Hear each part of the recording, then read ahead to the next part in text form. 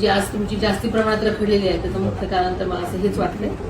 त्यासाठी मी पण पाठपुरावा करेन, पण तुम्ही पण तुमच्या सगळ्या स्तरावरती पाठपुरावा करावा.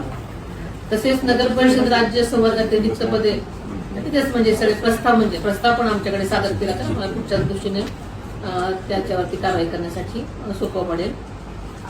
तसेच नगर परिषदेची आर्थिक स्थिती जी आहे आज त्याच्यामध्ये असं दिसलेलं असा ध्यानात आलं की प्रलंबित मालमत्ता कर आकारणी मोहीम निश्चित कालमर्यादेत पूर्ण करावी.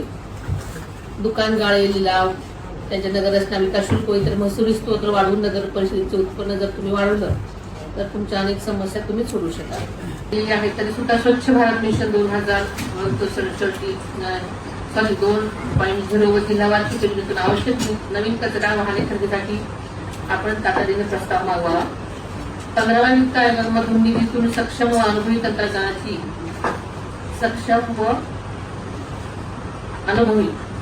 जेणेकरून की आपण सगळ्या तंत्रज्ञानाचा ऐकतोय तशा सगळ्या परत गोष्टी नको व्हायला म्हणून त्याची नेमकी कसं सगळं